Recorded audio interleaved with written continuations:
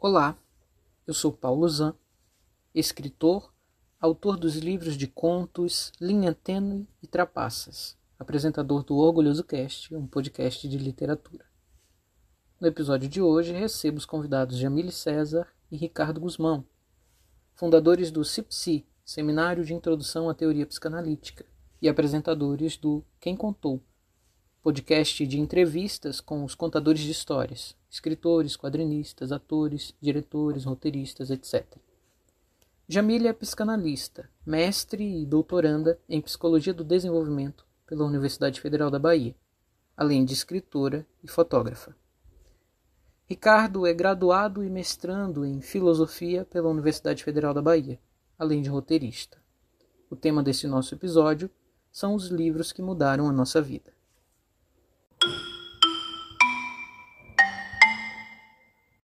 A gente começa a falar que horas? Você dá A gente já começou a estão, falar. né? Vocês já estão apresentados. Já? Já estão. Já tá gravado já. Ah! É igual a gente agora faz, é lá. uma apresentação Kinder Ovo. Assim, a gente vai descobrir A gente vai depois. descobrir depois quem a gente é. Quem a gente é, Eu exatamente. guardo sempre uma surpresinha, porque, por exemplo, no de Caio eu falei, nas horas vagas, Caio é um poeta romântico. Essa daí eu nem sabia. Haverá uma definição Tá lá na surpresa. abertura do episódio. Eu vi, mas eu nem sabia que ele era um poeta romântico. Sofrimentos do Jovem Berta. Que foi o que ele indicou, inclusive. Jovem Caio, exatamente. Ele indicou esse livro no final do episódio. É porque ele é a cara, meu. Essa foi a escolha dele. Então, eu queria começar falando sobre os... Ai, meu Deus. Mas não é Sumiu a palavra. o apresentador que inicia falando? Ué, mas ele disse que é pra gente falar. Eu sou ousada. Então Se você começa quiser. aí. Porque ele disse que a gente já foi apresentado. Tá, não. Você tem uma coisa pra começar, comece. É melhor. Não, eu só anotei os livros. O episódio, como já está apresentado, é sobre os livros que mudaram a nossa vida. Por isso que foi muito difícil. É uma coisa difícil, porque a gente lê muita coisa e muita coisa marca muito, mas sempre tem um livro ou outro que a gente leva para a vida. Algumas pessoas têm o hábito de deixá-los na cabeceira, mesmo que não estejam relendo aquele livro no momento, mas fica ali na cabeceira da cama para quando acordar, olhar e lembrar de um momento da vida. Eu já fiz isso algumas vezes. Hoje em dia eu não tenho cabeceira na cama, então não tenho essa prática. Eu deixo por perto algum livro que eu tava lendo na hora de dormir, e às vezes é no Kindle, tem isso inclusive. Mas a ideia é essa, que a gente pense em livros. E, detalhe, isso foi sugestão de Jamile, essa excelente proposta que Do ela, nada, né? que ela Super fez. Se convidou, Jamile? Não me convidei, não. Nem tinha essa intenção, mas eu sou assim. De vez em quando eu saio distribuindo dicas e ideias pros outros. Assim. Eu tô deitada, não tô fazendo nada, veio uma coisa. Peraí, deixa eu falar com o Paulo aqui. E foi assim. Mas vamos comer também, porque é isso. Comer, beber e falar de livros. Esse é... É o café literário. É quase um encontro de Platão ali na missa. Só faltou Eu a sou gente falar aqui do Eros. péssimo pra cortar e esse tipo de coisa, mas tudo bem. Eu tô Acho que achando bem angular, assim, bem certinho. Não vi nada Eu demais. vou espetar, porque aí eu acho que sai mais fácil. Sai mais fácil. Ah, você tá servindo pra gente? Tô Nossa, que servindo. gentileza, muito obrigada. Vou pegar aqui pra seu Ricardo. Ricardo Guzmão. Aconteceu o seguinte, eu já tinha planejado convidá-lo para um episódio. Que eu não falo para as pessoas assim antes, não. Eu deixo para um momento específico. Ia ser mais para a próxima temporada, inclusive. Uhum. Mas depois a gente conversa um outro episódio para a próxima temporada. Tá bom. E aí calhou da ideia de Jamile. Eu pensei em chamar outras pessoas, mas aí uma questão do espaço mesmo que me limitou. Falei, não, 4 pessoas nessa mesa aqui não ia dar certo. Deixa um momento que eu consiga uma mesa um pouquinho maior, já vai facilitar a vida. Espero que o barulho não saia aqui. Mas então, vamos falar sobre os livros que mudaram a nossa vida. Jamile quer começar. É porque eu sou uma pessoa ansiosa. Você viu que eu já ia começando, né? Mas é porque se falou que não tem regras, eu vou lá mesmo burlando tudo. Na verdade, eu queria falar sobre quais seriam as nossas... A palavra me sumiu agora.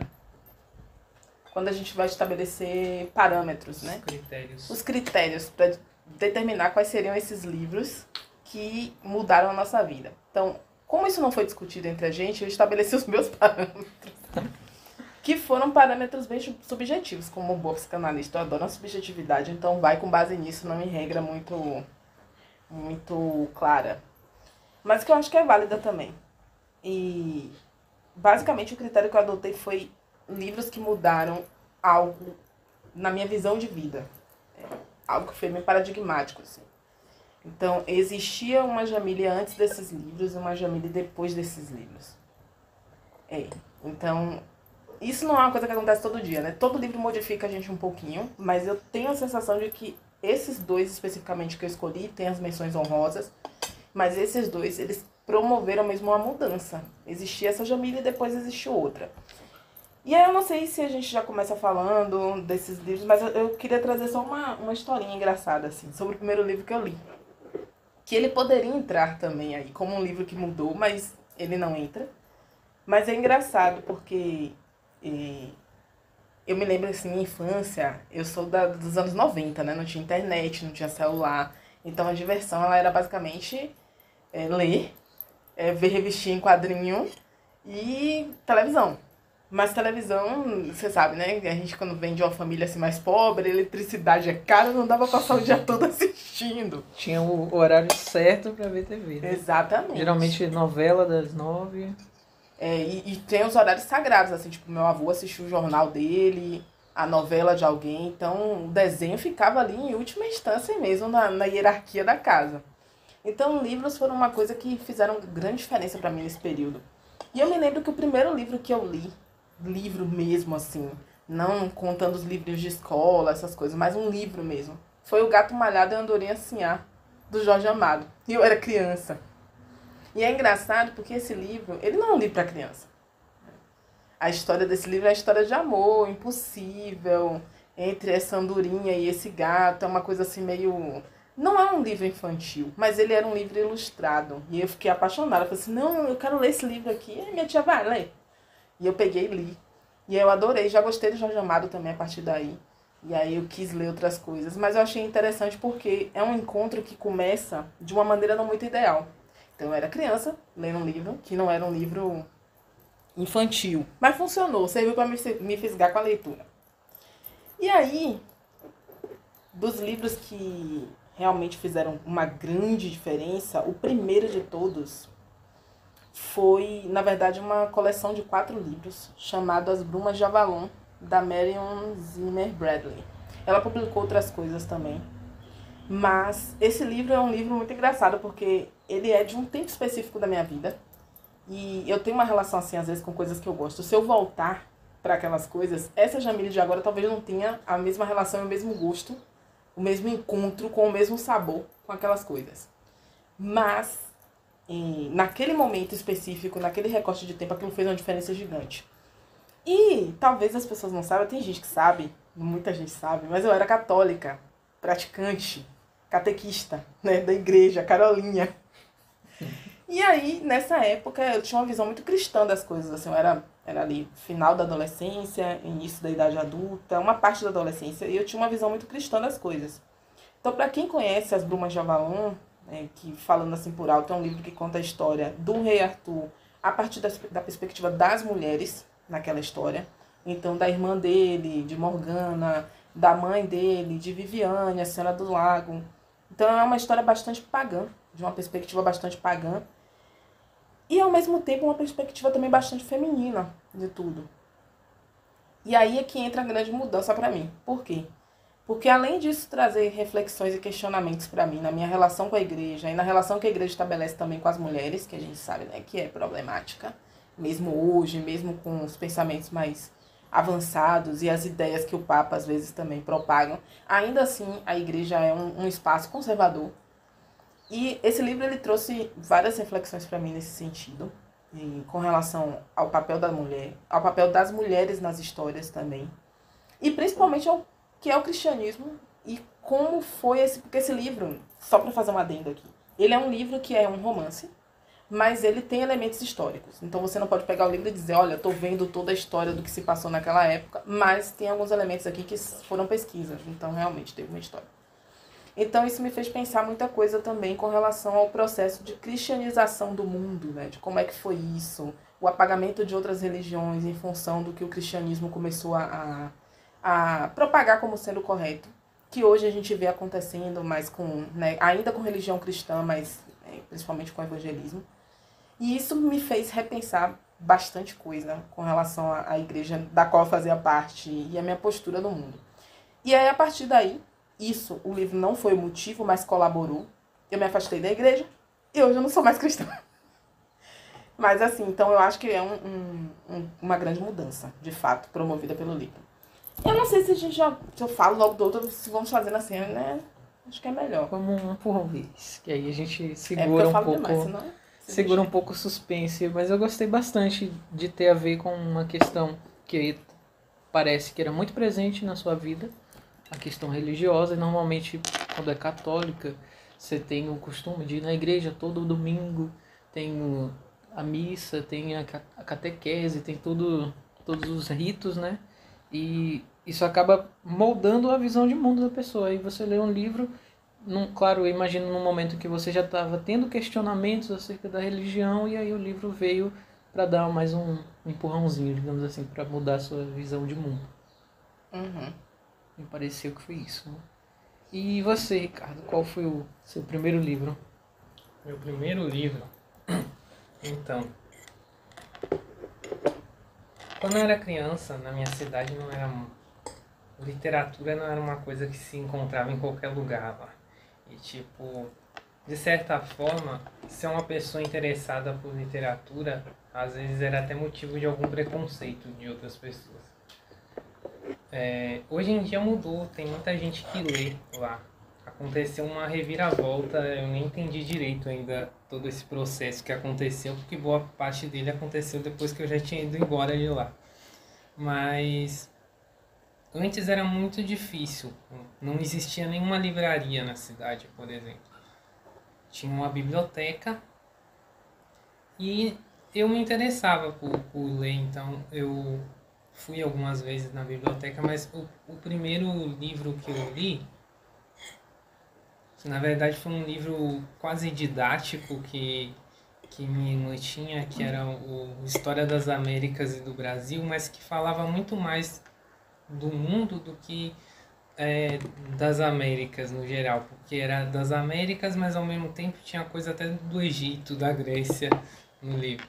E eu gostei bastante, tem elementos lá que me afetam assim até hoje, de ser coisas que me interessam, tipo, eu lembro que eu entrei em contato com alfabeto maia, calendário maia, essas coisas, e é algo que eu gosto de reconhecer, esses símbolos, de saber o que eles significam.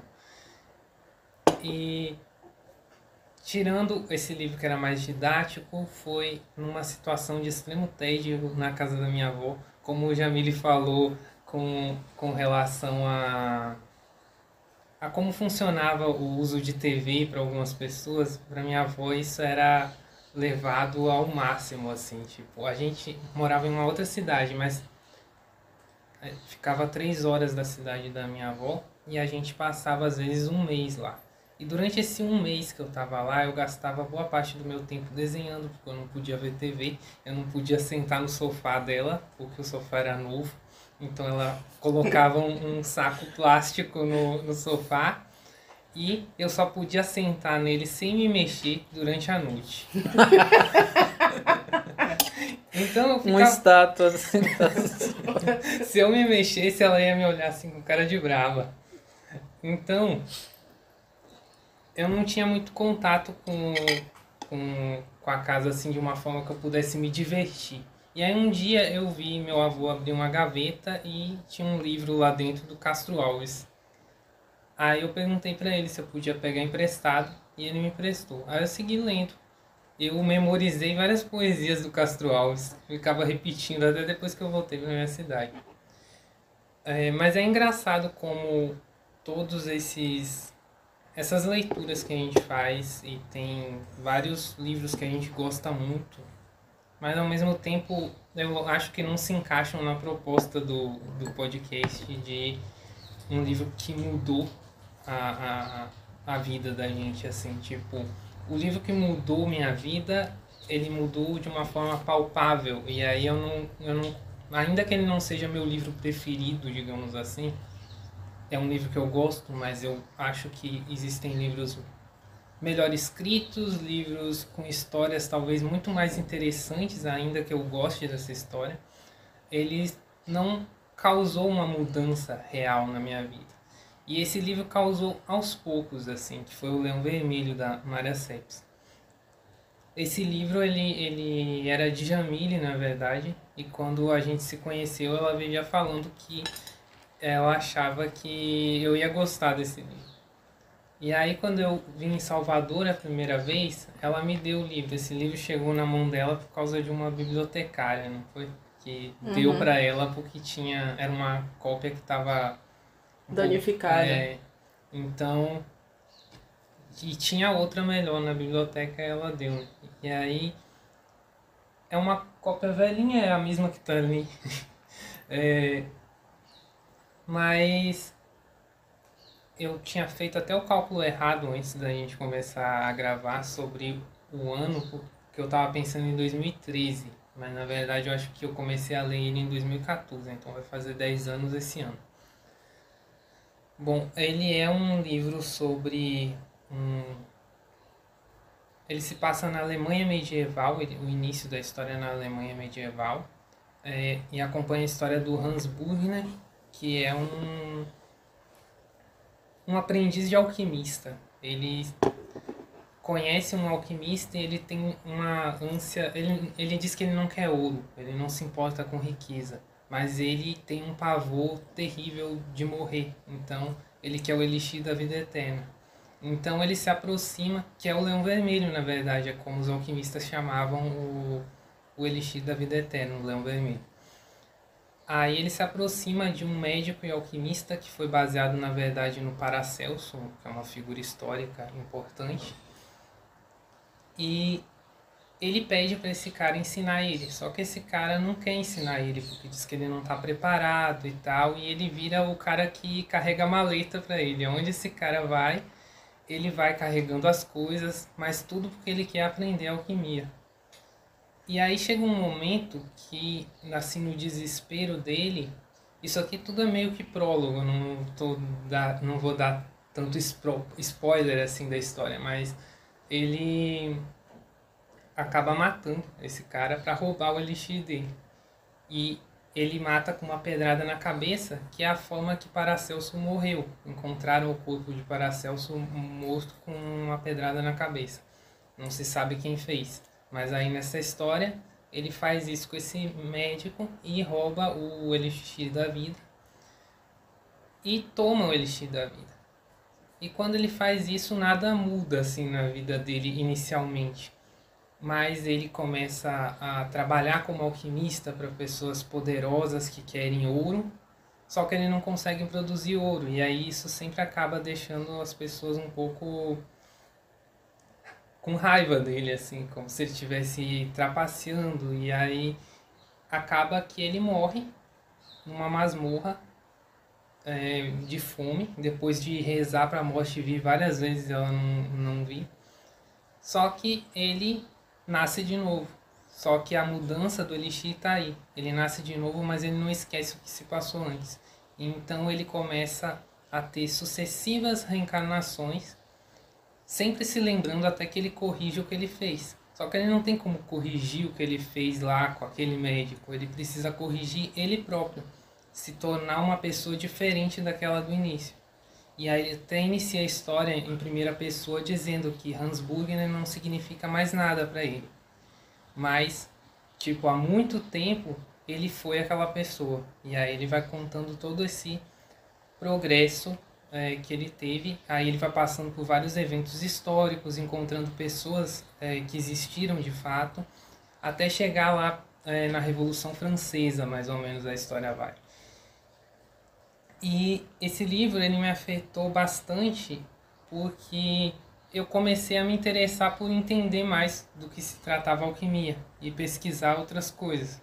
E aí eu peguei e baixei um PDF na época do livro o Entrada Aberta ao Palácio Fechado do Rei, que é um livro de alquimia de um cara chamado Irineu Filaleto, que é uma coisa quase indecifrável, o texto. Só que eu comecei a ler aquele e não entendia, e lia outro e não entendia, e aos poucos aquele tipo de coisa começou a fazer sentido para mim. Porque eu ia passando de um para o outro. E dentro da tradição alquímica, por assim dizer, se diz que um livro abre outro.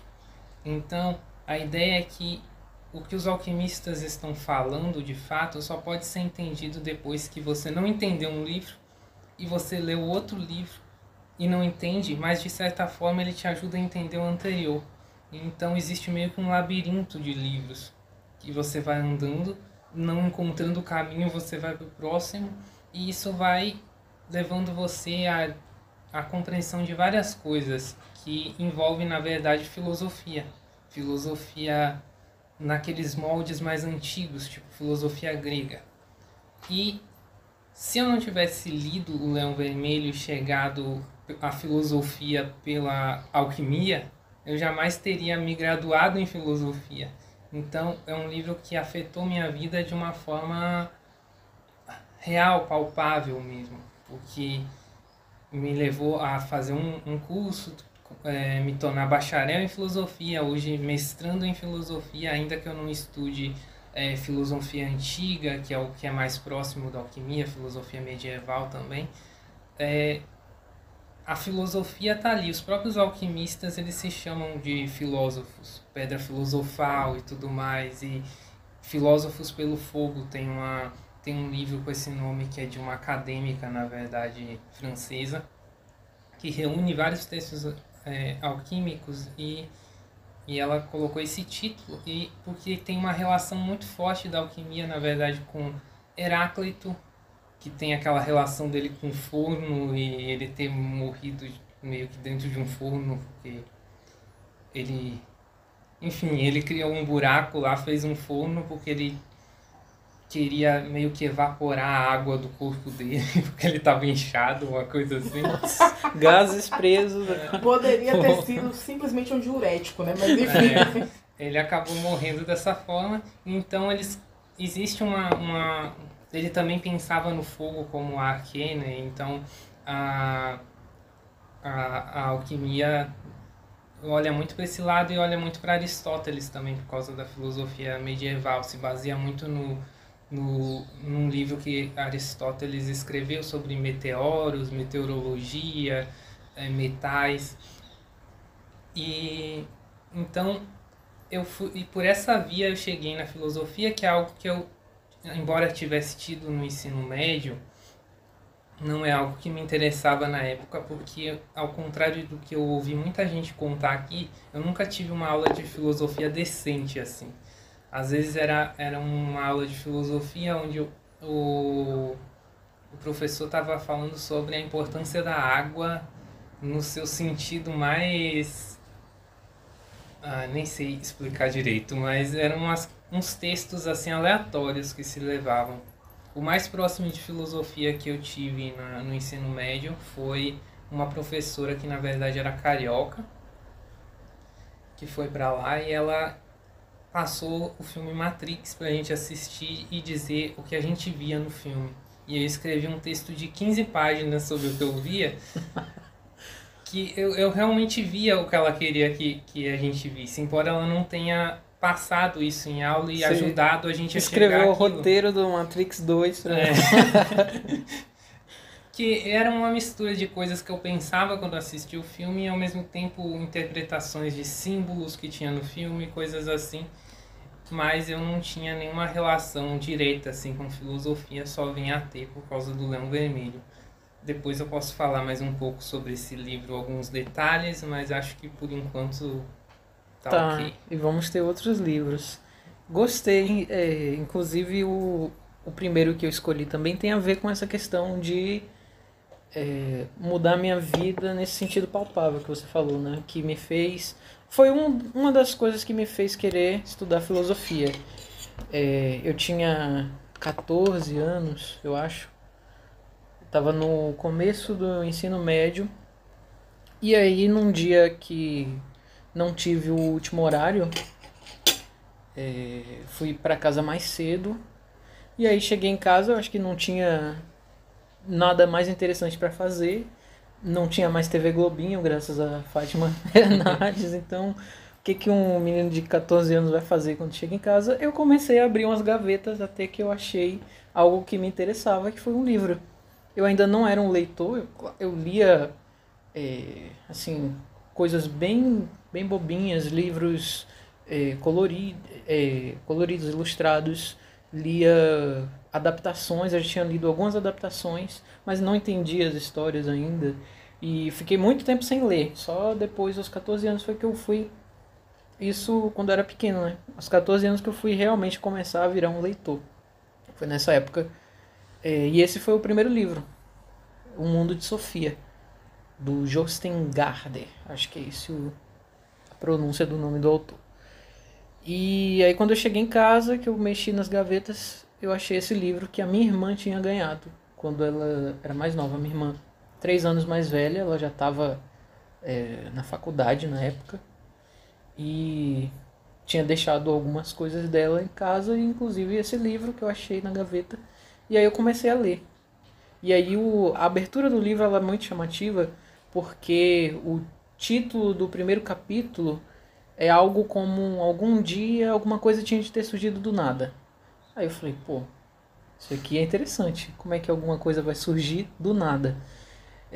Depois, muitos anos depois, nas aulas de filosofia, lendo Descartes, eu fui perceber que era uma espécie de crítica à ideia do Deus Criador. Né? Ou mesmo, se a gente pensar de uma forma mais clássica, no Aristóteles, do primeiro motor, né? Que o Aristóteles, para ele não cair nessa coisa de você estabelecer as coisas surgindo do nada, ou mesmo ficar derivando infinitamente, porque se você tem um criador para algo, esse criador vai ter que ter sido criado por outra coisa, e assim você vai regredindo ao infinito, ele estabelece o primeiro motor, que é algo equivalente a Deus na religião cristã, muito depois, como vem no Descartes. Só que aí essa ideia que o livro me trouxe de início é essa, de que em algum momento, se a gente está dentro de um pensamento criacionista, as coisas têm que ter surgido do nada. E não fazia sentido, como que algo pode surgir do nada? Então esse livro mexeu muito com a minha cabeça na época. Eu estava tendo aulas de filosofia também, foi a primeira vez que eu tive contato com filosofia, mas também era muito precário, assim como você falou das suas aulas de filosofia. As minhas era uma professora de artes que estava dando aula de filosofia porque não tinha professor de filosofia. E aí ela assumia pra gente, ó, gente, eu não sei nada de filosofia, eu vou botar música pra vocês. Foi aí que eu conheci Legião Urbana, por exemplo, que ela botou na aula. Primeiro dia de aula ela chegou com a caixinha e botou Legião, acho que foi Tempo Perdido. E aí eu comecei a ouvir e tal, me aproximar da música. Foi legal, foram legais essas aulas de filosofia, mas não aprofundava em nada, né? Era sempre pra gente falar sobre coisas relacionadas à arte, não por acaso a professora de artes, né? E aí o livro, eu tive contato, comecei a ler, gostei da história, falei, pô, muito tempo que eu não lia, eu lia só quando criança e agora é uma história diferente, não tem figuras, é só texto, mas está vindo a imagem na minha cabeça, tô percebendo, tô enxergando essa personagem, essa menina que começa a receber cartas que são praticamente aulas de filosofia. Então eu passei a ter aulas de filosofia, entre aspas, através do livro. Enquanto lia e Sofia ia aprendendo filosofia, eu ia aprendendo junto com ela, entrando nessa investigação. Eu cheguei a ler quase o livro todo, eu não terminei. É um livro que eu nunca terminei, eu acho que eu não tenho coragem de voltar para ele para terminar.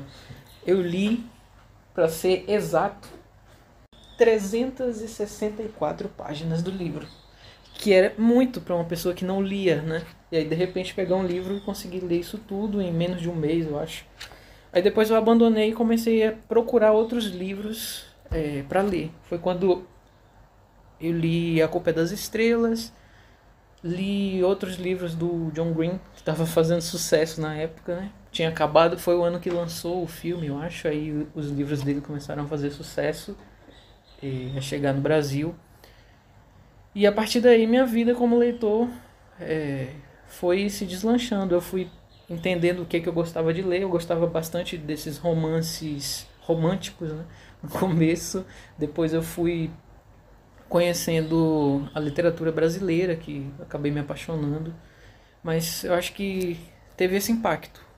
O Mundo de Sofia ser uma companhia num dia em que eu tive um horário vago. Acabou mudando a minha vida.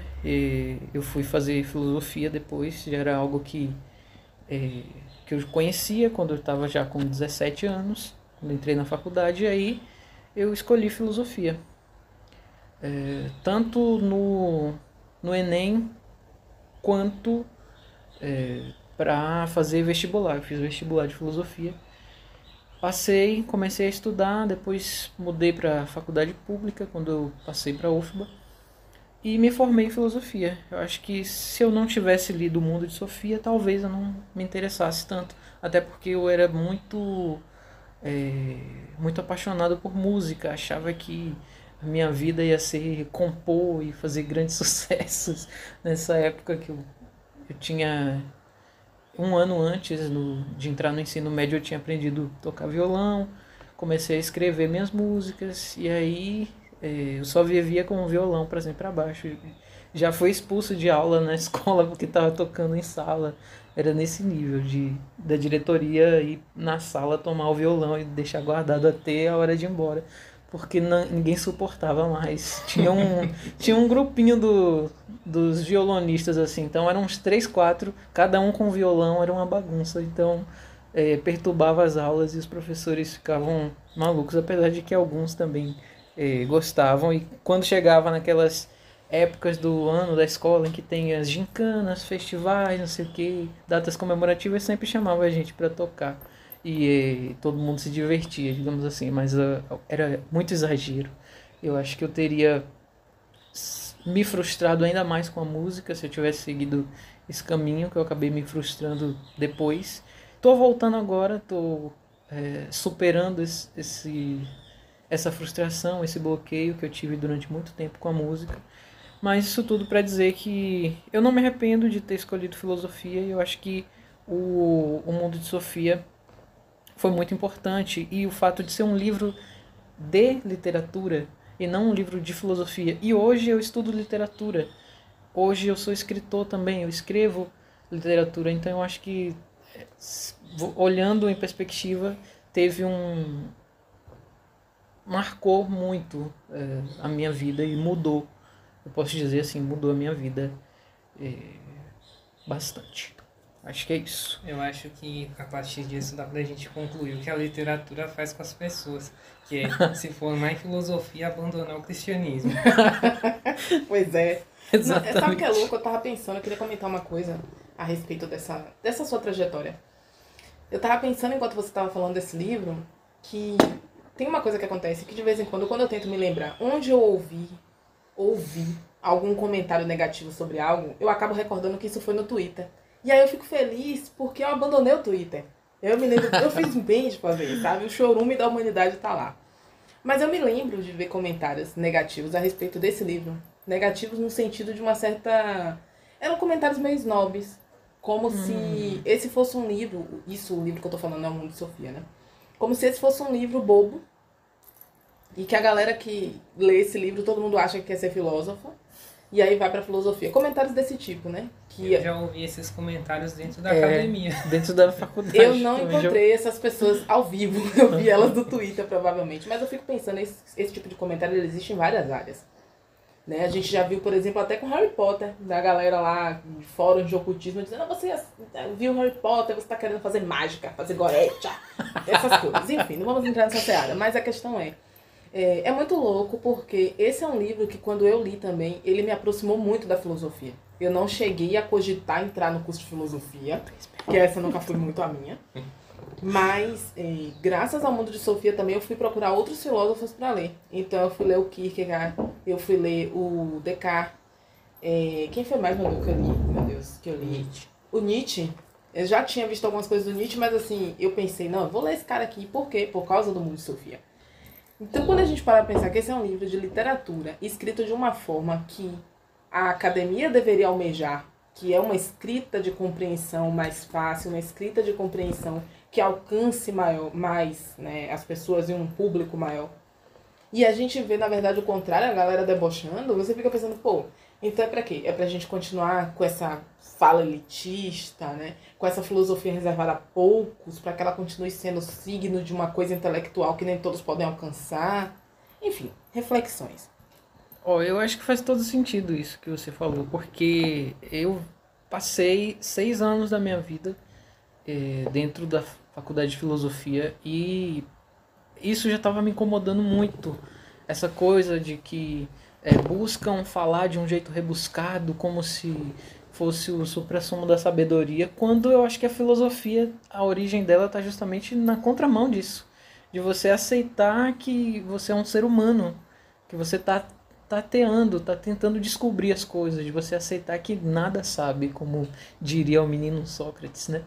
Mas eu acho que muita gente hoje em dia vai justamente na contramão, usam as palavras que ninguém conhece, aí fica todo mundo fingindo que está entendendo e a pessoa fingindo que sabe do que está falando. Eu acho que livros como O Mundo de Sofia deveriam existir mais, até porque você consegue fazer um adolescente de 14 anos, numa era que existe internet, televisão, existe uma série de outras coisas, já tinha Facebook na época, e mesmo assim eu parava minhas tardes para ler um livro de filosofia, digamos assim, né? Um livro de literatura, mas que falava sobre filosofia. Então eu acho que a gente deveria querer justamente isso, né? Um livro que aproxima. Claro, depois se a pessoa quiser vai fazer como você fez, e ler o próprio Descartes, ler Kant e outras coisas, mas eu acho que muitas vezes os filósofos gostam de viver numa redoma em suas caverninhas, né? Como eles criticam, mas acabam voltando para elas, infelizmente. É o espírito do velho rabugento. E isso não tá só com filósofo. Na psicanálise também a gente tem uma galera assim, né, com esse pensamento um pouco elitista, de repetir esse lacanês difícil, de vamos falar dessa forma e ninguém entende. E é justamente as pessoas, eu acho que justamente as pessoas que conseguem fazer o contrário, elas estão fazendo algo mais difícil, que é pegar um autor que fala uma coisa difícil, que tem uma teoria difícil, e conseguir traduzir isso de uma forma que o outro consiga entender. Isso é um trabalho gigantesco e não é todo mundo que consegue. Eu me lembro do Paulo Gabriele, se eu não me engano, dizendo que você não sabe psicanálise de fato até você conseguir explicar. E eu acho que isso serve para vários campos. Então, filosofia, sei várias coisas, tá? Você sabe dentro da sua cabeça, você consegue conversar isso com outra pessoa? Sabe? Uma criança? Não só uma criança, sei lá, com um tiozinho ali na venda no ponto de ônibus, a um professor pós-graduado, sabe? Se você não consegue fazer isso, tem algo de errado, é meio inútil. Se você vai continuar sempre no meio dos seus, conversando sobre um determinado assunto, vira seita. Alguns momentos eu presenciei algumas discussões de psicanálise que já foi...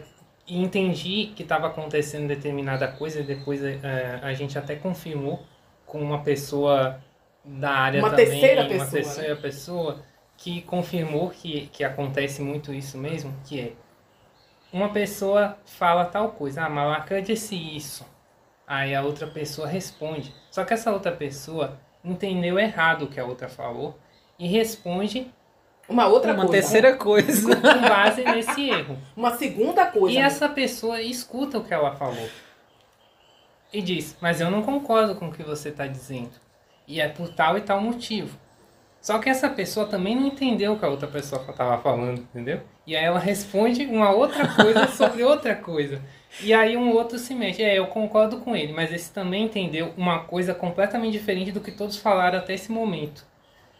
E aí No final das contas, em algum momento ali, eles entram em um consenso, e esse consenso é cada um tá pensando uma coisa, mas acredita que tá todo mundo pensando a mesma coisa. E assim chegamos ao mal-entendido fundamental da linguagem.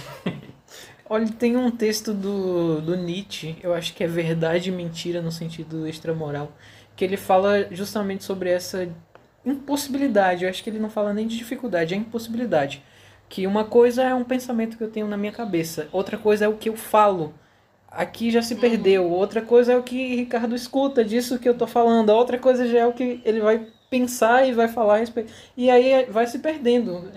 Vai chegar um momento em que ninguém sabe mais o que era o conteúdo original, digamos assim. Mas o mais louco disso é que é um fato, eu concordo com isso. Se eu não me engano, acho que o Foucault fala, né, nas palavras e as coisas também dessa... O Viveiros de Castro também fala, mas ele fala com relação a uma coisa assim mais ampla, que envolve a dificuldade entre uma cultura e outra, mas eu acho que vale muito também nessas relações individuais.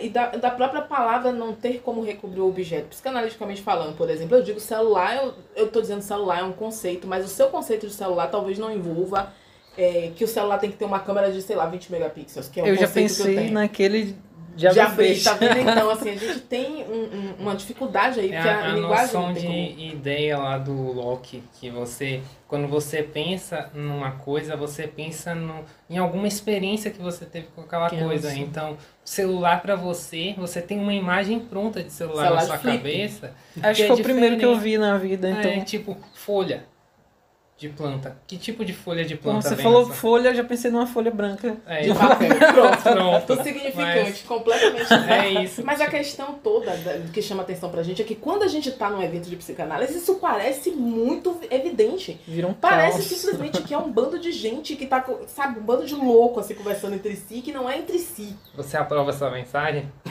Da parte do louco nem tanto, né? Porque senão as pessoas pensam que isso é capacitismo. Não é, gente. Louco pra mim é elogio, porque louco é algo que foge à regra. Agora, psicótico, eu tô falando de uma entidade de estrutura. Mas louco não, se eu disser eu tô louca hoje, é porque eu tô fora da regra, sabe? É isso. Mas enfim, é uma coisa muito louca esse elitismo que a gente tem. A gente vê, às vezes a gente também reproduz com relação a essas obras e enfim. Mas tem uma outra coisa que eu queria comentar. Que quando você falou, Paulo, que você abandonou, né, o livro e que você não tem coragem de voltar pra ele.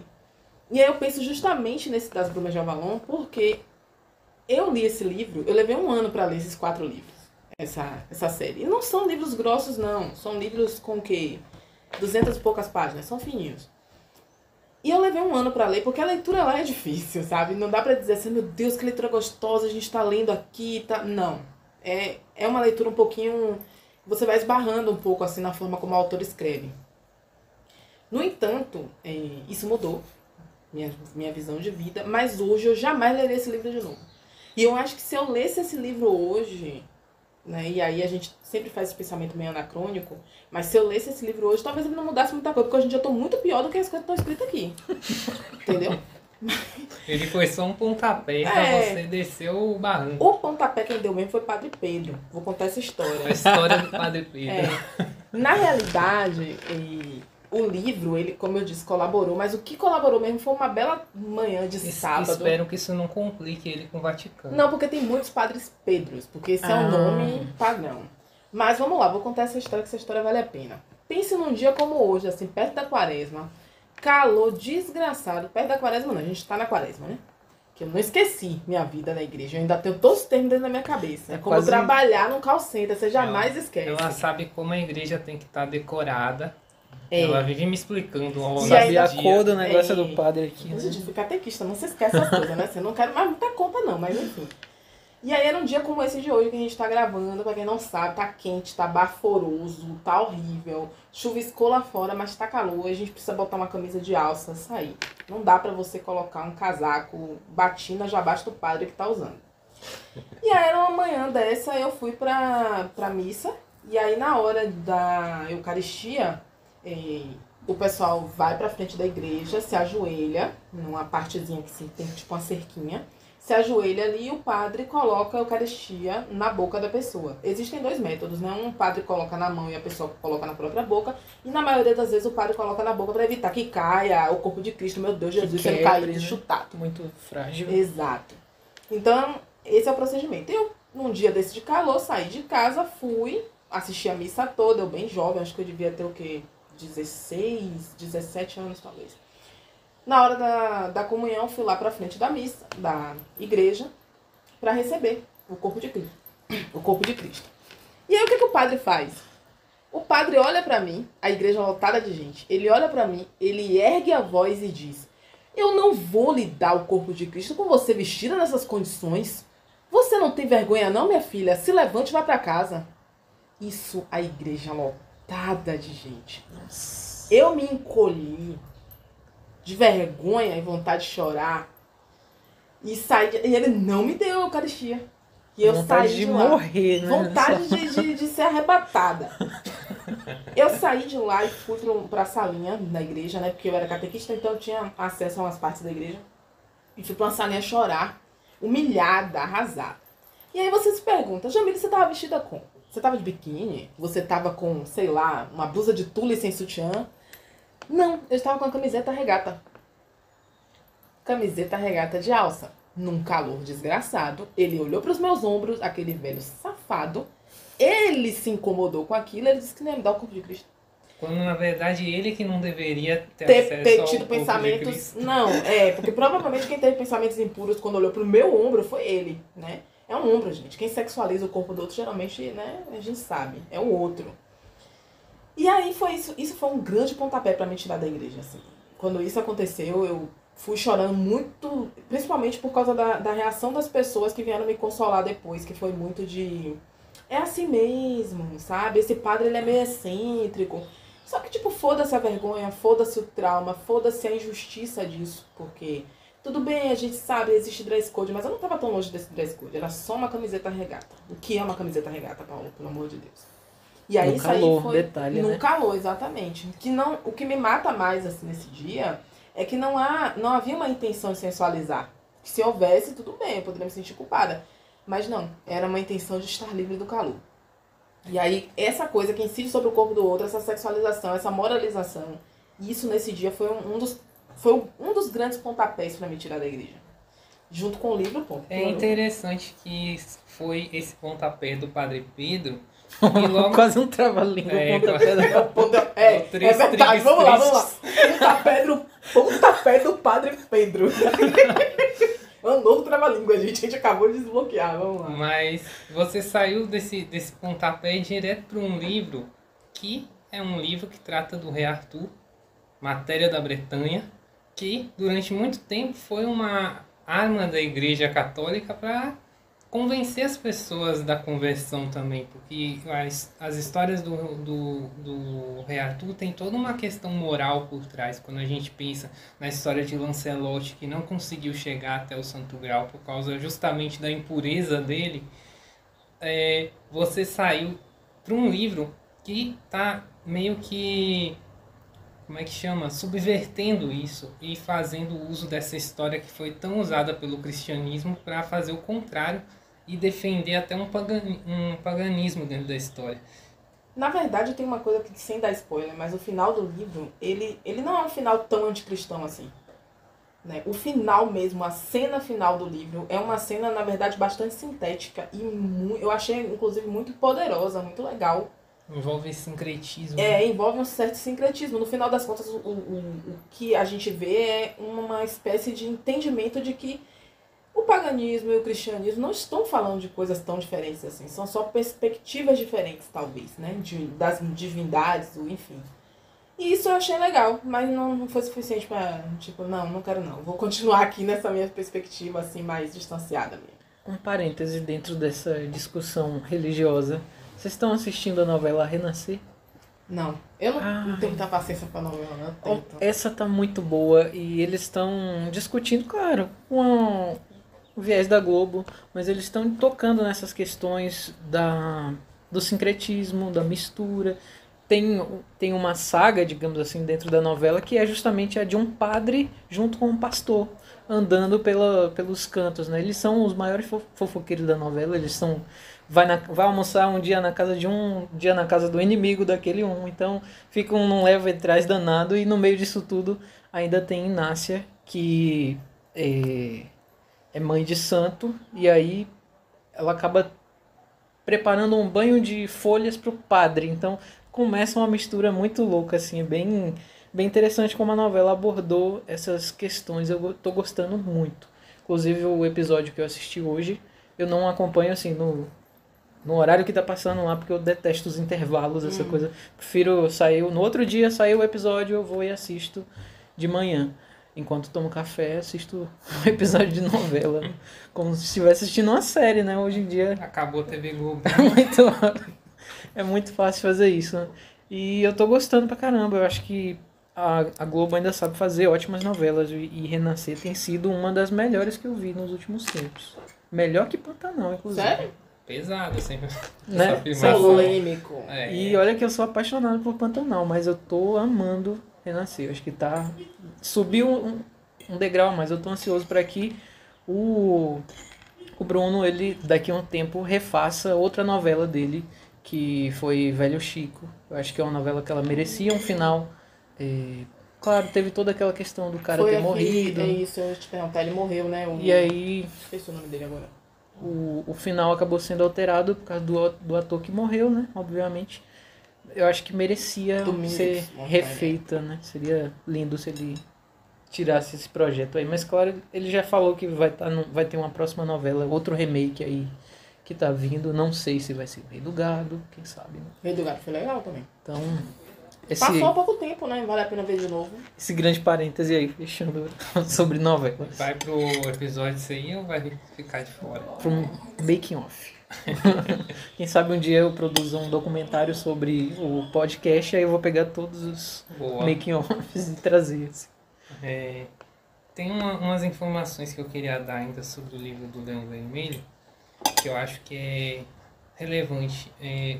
Mária Seppes, ela é uma autora húngara e durante a escrita do livro dela, ela estava escondida. Foi durante a Segunda Guerra Mundial e ela estava... Só um parêntese, o fato dela ser húngara nesse momento histórico da política brasileira Eu é tava muito pensando engraçado. Eu Isso tava aqui agora. pensando nisso em casa antes de vir para falar sobre isso. Mas então, aconteceu algumas coisas com relação a esse livro. Ele foi escrito, ela estava escondida dos nazistas. Escreveu esse livro, inclusive ela fala que no momento que ela escreveu, ela nem sabia o alcance que ia ter aquilo que estava acontecendo e talvez se ela soubesse, ela nem tivesse escrito. Talvez por... Medo. o peso de estar escrevendo essa história. Inclusive no início da história, a história começa na época dela mesmo, com uma das encarnações do Hans Burger, né? Então ele menciona as movimentações políticas que estão acontecendo, e aí depois que a gente mergulha na história lá para a Idade Média, né? Mas enfim, ela escreveu esse livro, ele só foi ser publicado em 1946, com o final da Segunda Guerra. Em 1947 havia um tipo de ditadura comunista na Hungria e o livro dela foi proibido. Todas as cópias foram queimadas e só sobraram 4 que foram protegidas numa biblioteca por uma bibliotecária. Nos anos 80 ele foi republicado com base nessas cópias e ele se tornou um best-seller. Que chega nas suas mãos graças a uma bibliotecária que me deu. Curioso, né? Salve as bibliotecárias. E ele ganhou até adaptações para o teatro nos Estados Unidos. Conseguiu sobreviver bem. Jamile, você quer falar do segundo livro? Vamos lá. O segundo livro chega a suspiro porque ele é muito... Eu não coloquei nem aqui no podcast em ordem de importância. Porque se fosse, com certeza eu falaria... Nem cronológica, né? Sabe? Sou meio caótica. Só comecei falando mesmo pelo primeiro. Mas... O que estava aí em cima. O que estava aqui em cima da mesa. Mas... Esse livro que eu vou falar agora, ele... Até hoje ele me tira suspiro. Voltar pra ele ainda eu consigo fazer isso, consigo voltar. É uma coisa assim que modificou algo até palpável, né? Do ponto de vista material, em ações materiais na minha vida. Esse livro é o Silmarillion, do Tolkien. Tem uma história engraçada sobre esse livro, porque na época em que eu peguei ele pra ler, eu não conhecia nada do Tolkien. Na ocasião, isso foi em 2004, na ocasião... Tinha os filmes do Senhor dos Anéis, eles estavam saindo no cinema lá por 2003, por aí. Eu tinha no meu círculo de amigos, né, amigos que adoravam o Senhor dos Anéis, o filme. Inclusive, eu tinha um amigo que ele tinha o Senhor dos Anéis, né, a versão de um livro só, um calhamaço gigantesco que ele levava pra escola. E ele leu esse livro várias vezes, acredite. Pelo menos umas 5 vezes ele leu esse livro. Paulo com violão na escola e ele com calhamaça do Tolkien. Era Saulo. Posso dar nomes porque... Nossa, Saulo ainda, né? Era Saulo ele, o nome. É tatuador hoje, inclusive... Dá nome e sobrenome. Saulo de Tarso. Aí tá perfeito, nome perfeito. E aí, assim, esse livro, na época eu não ligava pra isso. Eu tava muito focada em Matrix, eu adorava Matrix, né? Meu nickname era Matrix nas redes sociais. É uma loucura, eu fui assistir no cinema, eu era fãzaça, assim, eu queria ser a Trinity. Inclusive vou contar uma história depois sobre isso, mas enfim. Primeiro, essa parte da esnobada que eu dei no Senhor dos Anéis. E nessas histórias não era nem esnobar, eu não me importei.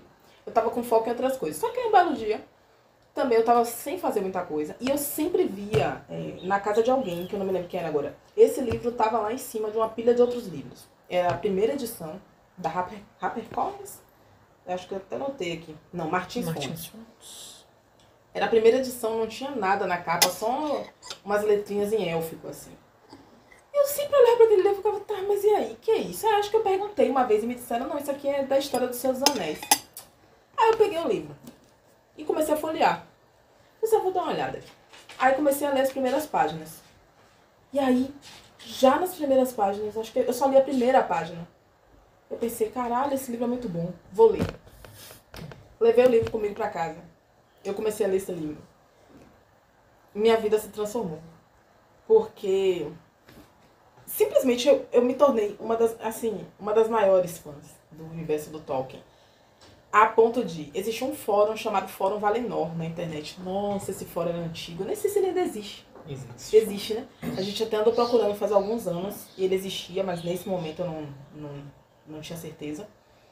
E nesse fórum tinha várias informações. Tinha lá geradorzinho de nome élfico. Você colocava seu nome e eles te davam um nome élfico. E isso se tornou meu segundo nome.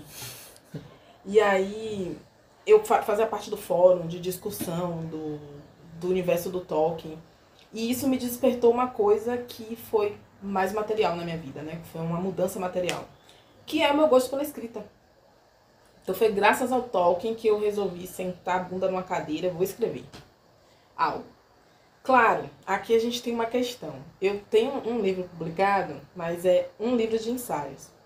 O que o Tolkien me fez querer escrever foi Fantasia, que é um livro que eu tô escrevendo até hoje, né? Já tá parado. Tá demorando mais do que o livro lá de Crônicas de Gelo e Fogo.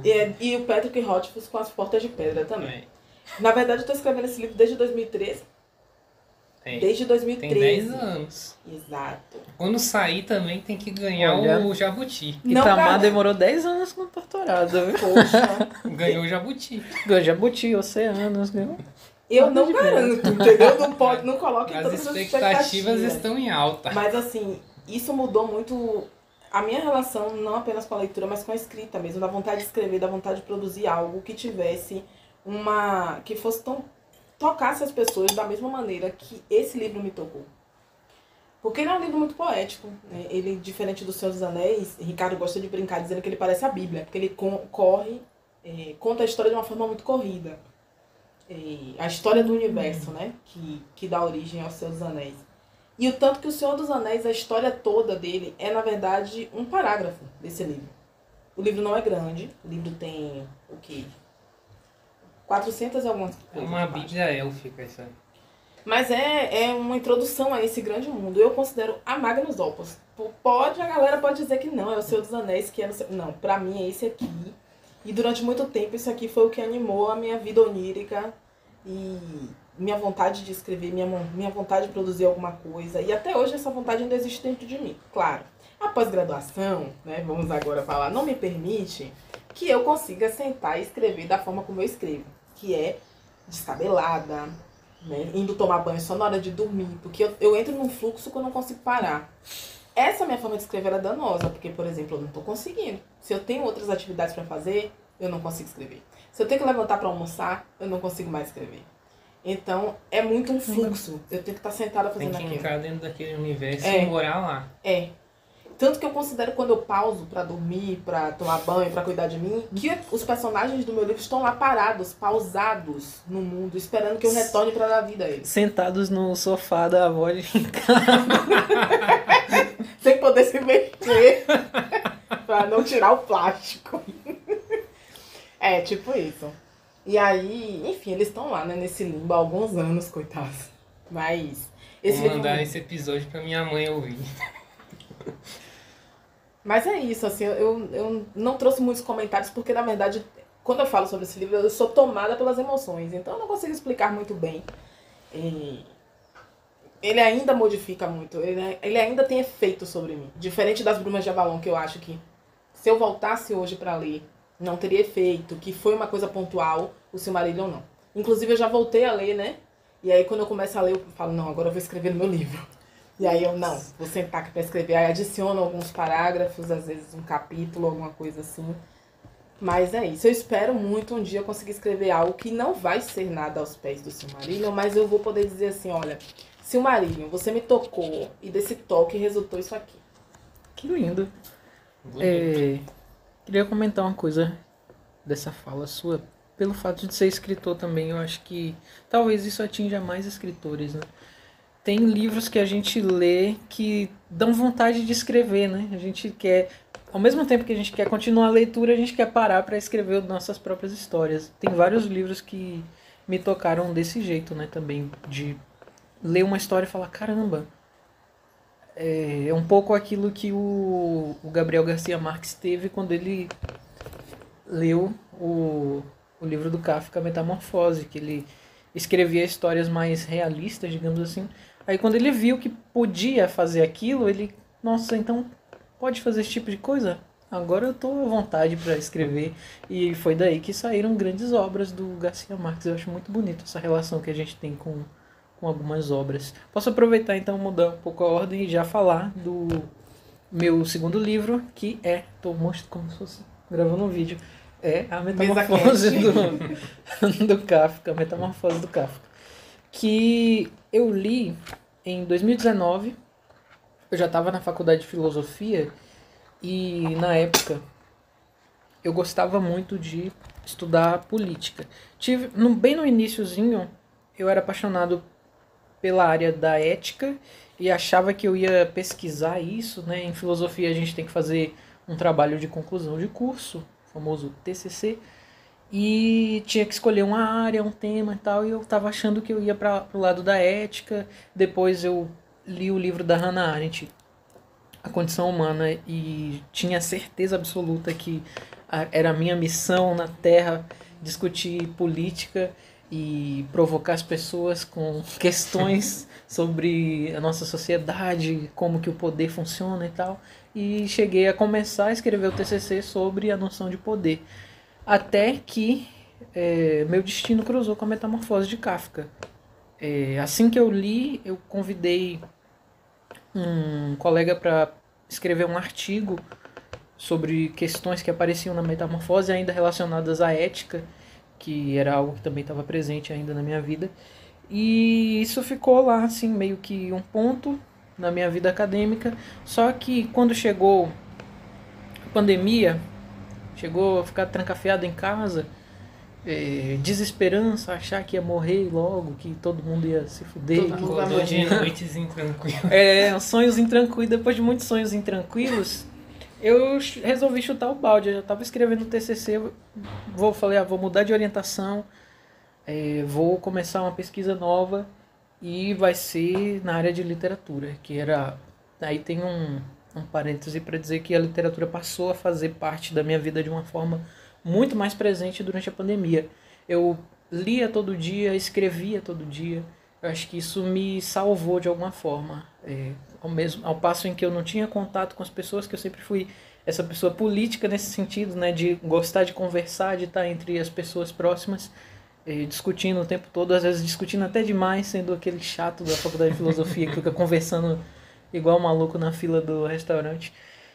Mas aí, nesse momento de solidão, os livros foram uma grande companhia.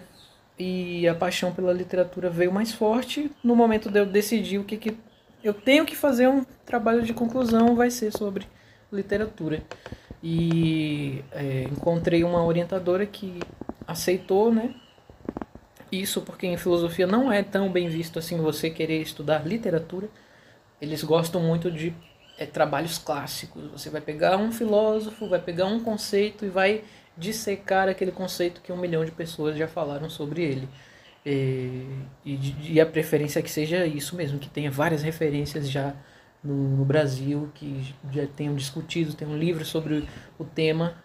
Parece que você não pode inovar muito. É isso que eu ia te perguntar. Como é que fica o quesito inovação nesse caso? Né? Porque eles argumentam que, mesmo se você estiver falando de conhecimento em Platão, que tem 2000 anos de textos sobre isso, você está no século XXI, você está trazendo uma perspectiva nova sobre isso. Pô, mas temos 8 bilhões de pessoas no mundo. Cada um pode trazer uma perspectiva nova Se no mesmo tema. Por essa ótica aí vale tudo, né? E eu preferi não, que eu falei, não, vou trabalhar com algo que não é tão comum. Apesar de que eu achei depois alguns trabalhos de filosofia falavam sobre a obra do Kafka. É uma obra que tem algumas aproximações com a filosofia, mas geralmente usam muito o processo. É o grande livro, o grande romance que discute a modernidade. Então, eu acabei lendo o processo também, mas a princípio foi a Metamorfose que me provocou a pensar a respeito de questões filosóficas na obra do Kafka, que acabei levando para o conceito, mesmo esse trabalho, né, de filosofia clássico em alguma medida, né, que eu fui procurar um conceito na obra de Kafka que eu pudesse falar sobre, e acabou que eu escrevi uma monografia sobre culpa e condenação na obra do Kafka, que trabalha em algum aspecto o veredito e o processo, mas também a metamorfose, como que o Gregor Samsa, acho que é uma história que quase todo mundo conhece, mas vale uma sinopse, né? Certo dia, Gregor Samsa desperta de sonhos intranquilos, metamorfoseado num inseto monstruoso. Esse é o início da narrativa, é o preâmbulo, digamos assim, o pontapé inicial para a história acontecer, e aí você vai acompanhando o dia a dia do Gregor na casa dele, com a família, como que a família vai reagir a essa transformação, como que ele vai reagir a isso, né? Com a questão do trabalho, com a questão da própria família, como ele fica pensando como que a família vai reagir à aparência dele, essa criatura que ele se transformou, essa coisa grotesca. E o Kafka acho que trabalha muito bem um suspense, digamos assim, né, que você fica na expectativa desse contato inicial, e até que vem o contato, ele tenta fugir no primeiro momento, se esconde, mas depois ele se revela e usa desse corpo estranho ali para poder interagir com as pessoas. Mas o que mais me interessou aqui foi como o Kafka conseguiu trabalhar a questão da culpa. Você se pergunta se o Gregor Samsa ele tem uma culpa em relação a isso tudo, porque supostamente ele só acordou daquele jeito.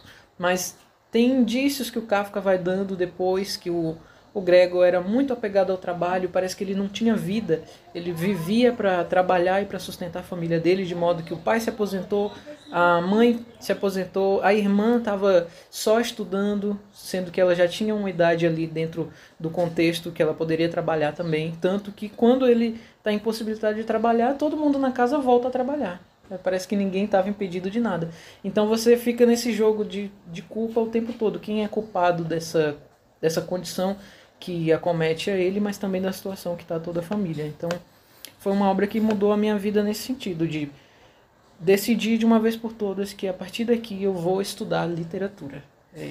Seja em filosofia, seja que eu tenha que sair daqui para esse sair metafórico, né? Sair do curso de filosofia para poder enveredar de vez nos estudos de literatura. E hoje eu pesquiso uma obra de literatura brasileira contemporânea, a obra No Fundo do Oceano, Os Animais Invisíveis, de Anita Deac, que foi um livro publicado em 2020, Eu até pensei nele, que poderia ser também algo que mudou a minha vida, mas foi muito... Vale a pena mencionar a história, né? Foi circunstancial. Eu queria entrar no mestrado em literatura, mas o projeto que eu tinha era para pensar a construção dos contos na literatura brasileira contemporânea, porque até então eu escrevia muitos contos e eu estava nesse universo de tentar entender a criação do conto.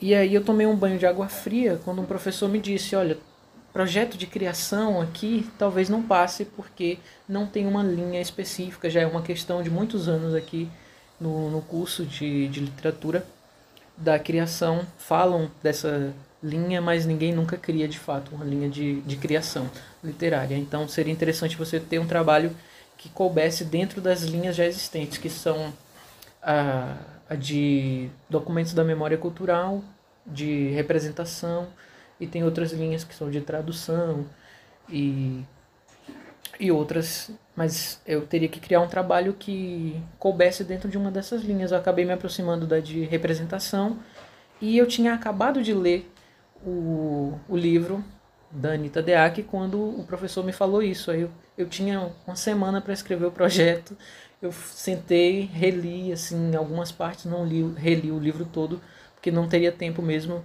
reli algumas partes, recortei e escrevi um projeto improvisado e acabei conseguindo entrar no mestrado em literatura, assim, em cima da hora, né? E foi uma loucura, minha vida foi uma loucura nessa época. Tinha uma rotina parecido com o que Jamile falou, de sentar ali e ficar imerso o dia todo naquilo. Eu tive isso com a escrita do projeto. Tinha as pausas e tal, mas era muito imersivo, de ficar o dia todo com dor nas costas ali, sentado na cadeira, escrevendo o projeto e fazendo versões e estudando para a prova ao mesmo tempo. Foi uma coisa, um caos. Mas é isso. Certo. Né? Estou no mestrado, ainda sem bolsa, tá aí a crítica ao programa. Quase um ano depois, mas sem bolsa ainda. Mas é isso, Kafka, eu amplio mais, não só o livro A Metamorfose, mas Kafka mudou a minha vida. Tem outra curiosidade a respeito disso, que quando eu falei sobre essa questão do Kafka, que eu tinha pesquisado Kafka na graduação, durante uma apresentação de primeiro dia de aula, né, uma professora falou, nossa, mas tem tudo a ver com o que um amigo meu pesquisa, que não sei o que. E ela começou a me falar de um amigo dela que, numa apresentação dele, ele disse que ele é Kafka. E aí ela começou a me chamar de Kafka também. Até hoje essa professora me chama de Kafka. E uma amiga dela, quando foi escrever uma dedicatória de livro para mim, ela dedicou não só para mim, mas também para o Kafka. Bem uma coisa inusitada agora, que é justamente nessa disciplina que eu estou fazendo agora, de teoria da narrativa, com essa professora que gosta de psicanálise e tal, e aí ela só me chama de Kafka. É curioso, você tem uma relação com nomes de autores, né? Eu já falei sobre isso, né? O nome do Kafka acabou também entrando um pouco na minha vida, né? Com O nome do Kafka, o nome do Paulo Freire. Paulo Freire, né? Eu neguei. Esse é o exercício, eu neguei o Freire ficou. Mudei a estrutura e virou Zan. Tá aí o meu nome artístico, Paulo Zan. Interessante. Sim, seu outro livro. Que outro livro? Ora, eram Só dois. trouxe um, né? Só trouxe um. Você é uma pessoa que não é fácil mudar a sua vida, né? Não é fácil mudar minha vida é muito bem estabelecida, tudo tá seguindo as regrinhas. Tudo amarrado. Bem obsessivo. Aí chegou o Leão Vermelho, mudou, mas aí eu já fiquei esperto. Não vai ter outra coisa pra ficar Não vai mudando ter assim. outra coisa também. Mudou, você já amarrou logo pra não mudar de novo. Vi onde tava a falha ali. Tá, mas tem menção honrosa. Menção honrosa. Menção honrosa. Já abre a... Bom, menção honrosa, então eu vou falar do livro que faz eu escrever. Igual o livro que Jamile mencionou. Porque eu não consigo entrar em contato com a escrita desse autor, principalmente em 2 livros, que não me faça correr para escrever alguma coisa. Que é Patrick Rothfuss e seus 2 livros, O Nome do Vento e O Temor do Sábio. Eu tenho um outro também, esqueci o nome agora, mas que é um livro sobre a Auri. É alguma coisa a ver com silêncio, o nome do livro. Não sei, tô sem internet. Pesquisa aí. Paulo vai tirar na edição minha busca. Vou deixar o caos da procura. Som do silêncio? Deixa eu ver. Eu acho que é o som do silêncio. Ou a música do silêncio, sei lá. Tô procurando pra ver. Tecnológicos. A música do silêncio. É, a música do silêncio. Bom, deixa eu retomar meu raciocínio. Eu tenho esse livro que se chama A Música do Silêncio. Ele faz parte do mesmo universo do Nome do Vento, O Temor do Sábio, mas eu acho que ele não me pega tanto assim na forma que é escrito. Então, talvez também envolva a tradução, não me lembro quem é o tradutor, mas nesses dois outros livros, O Nome do Vento e O Temor do Sábio, não só a história está tão bem construída, como a forma, as palavras que são escolhidas para contar a história são tão bem escolhidas que às vezes eu tô lendo e eu volto um parágrafo para ler de novo, porque aquela frase é boa de pronunciar, sabe? É uma coisa muito, muito interessante, porque vai além de simplesmente contar a história, mas a escolha de cada palavra. E é interessante também porque tem toda uma polêmica hoje em dia com ele, porque faz 10 anos que ele está prometendo o terceiro livro e não libera esse terceiro livro. Ele já prometeu até um capítulo desse livro se as pessoas fizessem doações para uma causa lá, as pessoas fizeram e ele não liberou esse um capítulo. Então tem muita gente que... A gente tem um amigo que tá tão puto com ele, mas tão puto que... Tem gente que odeia ele. Tem gente vendendo a casa pra fazer doação e o cara não escreve livro. E aí... Mas existe uma epígrafe, não sei se é bem esse o nome, quando não é tirado de uma outra obra, mas... Quando vem no comecinho assim. Uma epígrafe do livro dele, O Nome do Vento, eu acho que ele diz que ele tinha aprendido com o pai dele, talvez seja até dedicatória, que quando ele fosse fazer alguma coisa, ele devia fazer bem feito, mesmo que levasse o tempo que levasse para fazer. E então, ele fica escrevendo, reescrevendo, analisando, vou trocar essa palavra, eu já usei demais nessa página, essa palavra aqui. E aí, existe todo um processo da escrita dele que é muito demorado. Mas esse terceiro livro, que vai fechar uma trilogia, tá demorando muito mais, porque ele tem muita coisa para amarrar. Mas, enfim, toda essa enrolação para dizer que toda vez que eu pego algo que ele escreve nessa história, eu não consigo me controlar e preciso escrever. Porque me toca de uma forma muito profunda alguém escrever uma história assim, que não esteja só na história, mas na forma de contar a história, a força daquilo, sabe? Então vou deixar uma menção honrosa, que é um livro que eu gosto muito mais do que o Leão Vermelho, mas foi o Leão Vermelho o culpado de causar uma modificação de fato na minha vida. Perfeito. Eu lembrei de um autor que tem essas obsessões também. Teve um que escreveu, eu não lembro o nome dele, ele escreveu um livro todo sem usar a letra E. Então ele só usava palavras que não tivessem a letra E. E como ele era francês, pra gente é o A, mas para os franceses é a letra E a mais usada. Então ele teve um trabalhão da Zorra, deve ter levado muitos anos, mas ele conseguiu. Então há esperanças de que em algum momento esse autor aí que você falou termine o livro e publique. Eu, como não sou uma pessoa muito ansiosa, eu tô de boa com a demora dele. Eu vi que a próxima previsão é para 2027. Tô de boa. Mas tem gente que não tolera isso, já desistiu dele há muito tempo, já tem ódio dele. Mas quando ele lançar, vão comprar o livro. Sua menção honrosa, Jamile?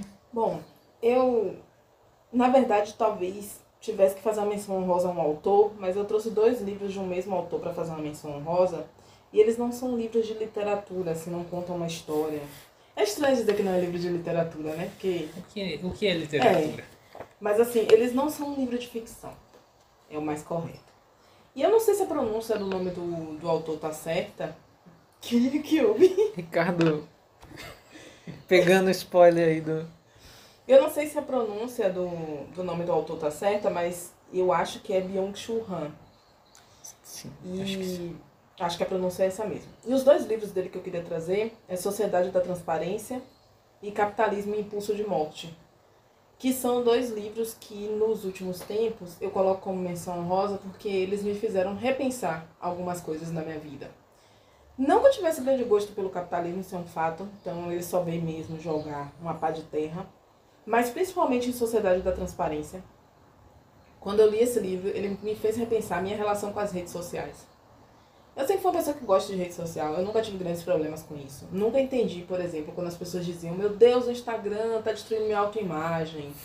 Né? Eu conheci pessoas que diziam que não conseguiam usar o Instagram porque viam todo mundo com o corpo perfeito e achavam aquilo ruim, enfim.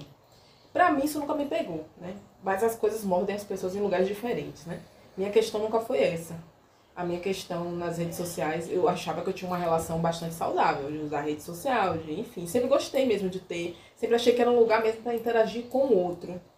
Mas isso parece estar mudando e a forma como as redes sociais também elas se desenvolvem hoje, né, elas se mantêm hoje, elas fazem isso muito a partir de uma premissa muito básica no capitalismo. Quando uma coisa não está te vendendo nada, então talvez o produto que está sendo vendido seja você. Então, nas redes sociais são os nossos dados, nossas informações. E, claro, sem paranoia, né? Sem nenhuma teoria da conspiração, meu Deus, né? Mas pensando que a gente, às vezes, expõe demais de nossa vida nas redes sociais, né? E que esses dados, eles são sensíveis e são importantes para essas empresas. Para anúncio, para estabelecer perfil de consumidor, de várias coisas. E, para além disso, lendo esse livro, me restou uma grande pergunta: por quê? Por que tanta exposição? A troco de quê? Qual é o retorno disso?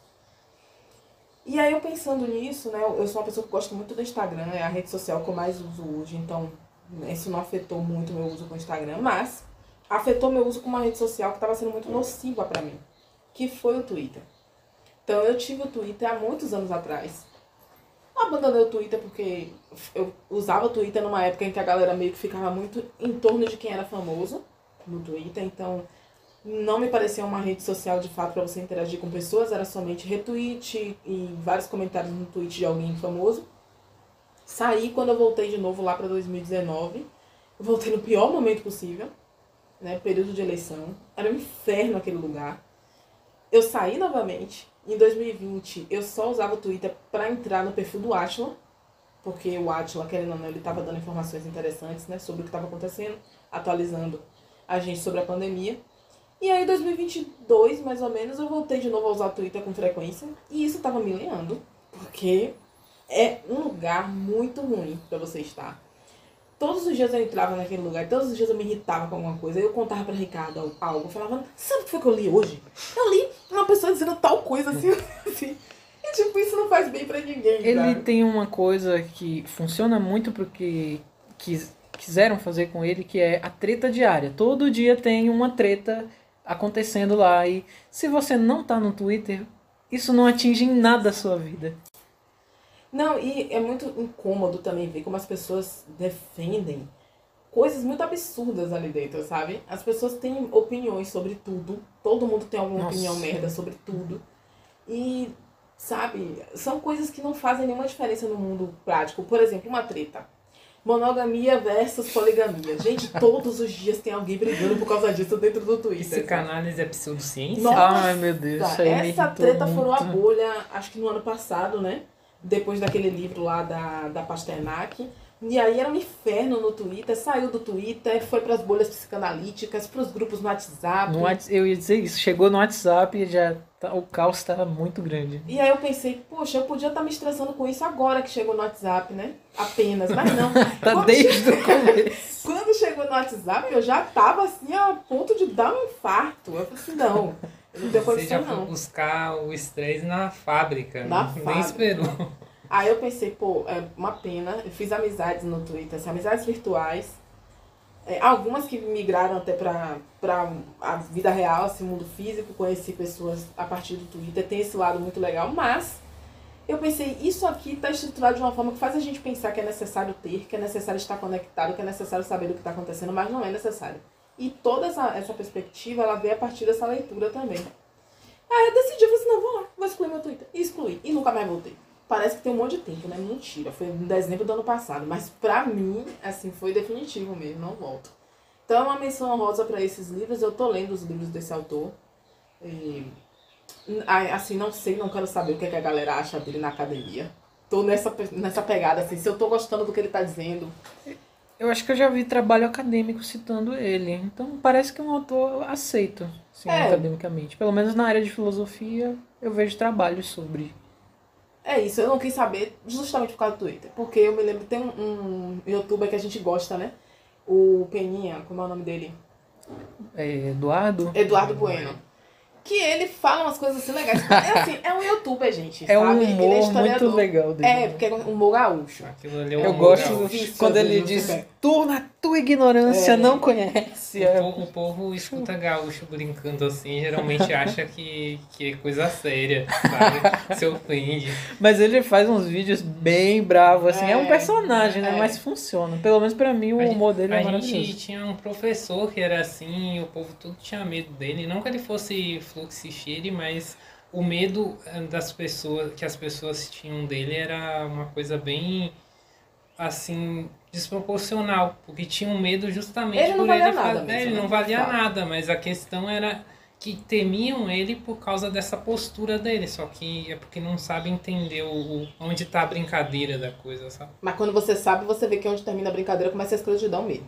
É, Mas a questão, nesse caso específico a questão toda, assim, pra finalizar, com relação ao Eduardo Bueno, é que eu vi pessoas criticando ele, principalmente no Twitter, porque ele era um historiador, mas que ele não era um historiador que dava informações acuradas e que ele não era preciso, e desmerecendo o trabalho porque dele. ele é um youtuber. Não é, É um por... vídeo eu acho que não no é nem essa YouTube, questão. não é uma aula de história. Eu acho que já teve uma época que era esse preconceito, mas hoje em dia eu acho que nem é isso mais, viu? Eu acho que é uma questão pra gente pensar é a seguinte: será que a galera, isso eu criticando a academia, estando dentro da academia, eu posso. É como falar mal do Lugar de Brasil sendo fala. brasileira, entendeu? Mas assim, será que essa galera, porque existem várias galeras dentro da academia, né? Então assim, eu estou falando do lugar de um outro lugar que não é esse. Mas será que esse pessoal pensa que quando escreve um artigo, eles estão sendo 100% acurados? Eu me lembro de um momento feliz na internet quando isso virou meme, lembra? Vai acabar a norma da MNT, e aí várias propostas de trabalho, a capa do meu trabalho agora. Comic Sans colorido, Feito à mão, assim. se feito com aquelas reguinhas, sabe, que a gente usava na escola. Com figurinha assim, tipo a Mônica, o Cebolinha, no meio do trabalho. Perfeito. Então, pra finalizar, eu vou falar sobre a minha menção honrosa.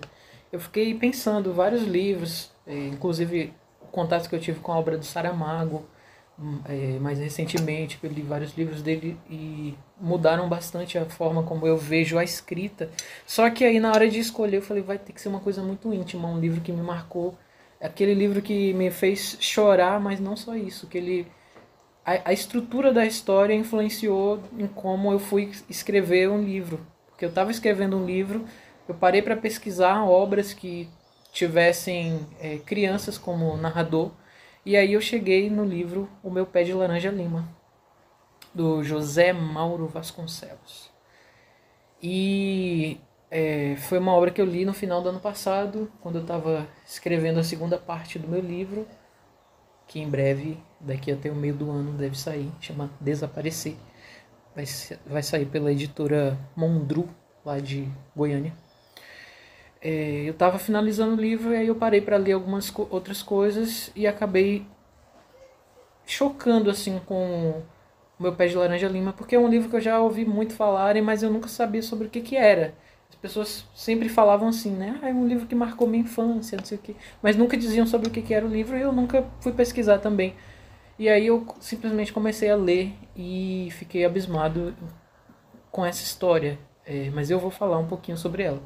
É um menino de 6 anos que tem várias questões ali familiares, principalmente em relação à pobreza, né? Eles são uma família muito pobre, o pai está desempregado, ele decide que vai sair, vai conseguir dinheiro, então ele começa a engraxar sapatos na rua, consegue algum dinheiro, mas o pai bate nele, a família não cuida bem dele, ele está sempre triste, e aí ele começa a ter a despertar algumas coisas a partir do momento em que ele chega numa casa e tem cada um dos filhos, os irmãos dele escolhem um pé de árvore ali do fundo para ser o seu pé de árvore.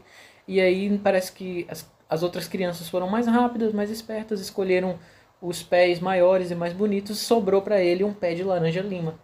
E aí ele, no começo ele não quer, mas ele senta do lado e começa a ouvir o pé de laranja-lima conversar com ele. E aí você tem essa introdução desse personagem fantástico, digamos assim, que é o pé de laranja-lima, que começa a dar conselhos para esse menino, a falar sobre a vida.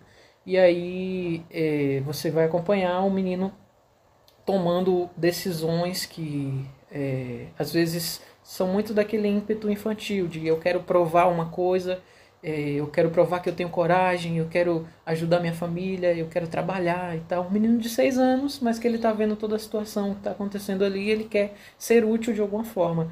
E isso acaba levando ele para uma viagem, entre muitas aspas, assim, bem interessante, que ele conhece É interessante contar essa história, né? Os meninos se desafiam ali sobre montar na traseira de algum carro que estiver passando e tal. E aí ninguém tinha coragem nunca de subir na traseira do carro do português, que ele parecia ser um sujeito muito bravo. Mas esse menino, ele tem coragem, ele vai e sobe, mas ele é descoberto. A princípio ele se assusta, tem uma briga ali com o português, eles se estranham, mas depois acabam tendo uma relação de amizade. Esse homem bem mais velho tem uma relação com esse menino e acaba oferecendo comida para ele, dando um carinho que a família dele não dava. E aí a gente acompanha o desenrolar dessa amizade até que as histórias se cruzam, digamos assim. A história do pé de laranja-lima com a história desse português. E o autor, ele consegue... O que me tocou muito foi essa metáfora que ele conseguiu construir. Que a família não sabe que ele tem esse amigo, mas sabem que ele tem um pé de laranja-lima. E aí, em dado momento, algo vai acontecer com os dois. Tanto com o amigo, quanto com o pé de laranja-lima. E a criança está demonstrando uma aflição, uma tristeza muito grande. E todo mundo acha que é por causa de uma coisa, mas na verdade é por outra. E foi uma história que me tocou muito, principalmente por ser narrado em primeira pessoa e por ter esse entrecruzamento de narrativas que acaba sendo muito impactante e muito bonito a forma como o autor conseguiu contar essa história. Tem uma adaptação para o cinema, eu acho que é de 2010, não sei, não lembro o ano exatamente, mas a versão do filme é ele, o rapaz, já muitos anos depois. Ele já é um adulto, um jovem, e ele está relembrando a história de quando ele era criança e que ele teve esse amigo português. Chama O Meu Pé de Laranja-Lima também. Eu acho que foi feito pela... Não sei se foi feito pela Globo, mas eu acho que tem alguns atores da Globo conhecidos assim. E eu acho que tem um filme hoje na Netflix. O filme é bem bonito também, mas o livro eu diria para quem puder, leia. Eu acabei referenciando ele no meu próprio livro. Depois eu encaixei no final da primeira parte.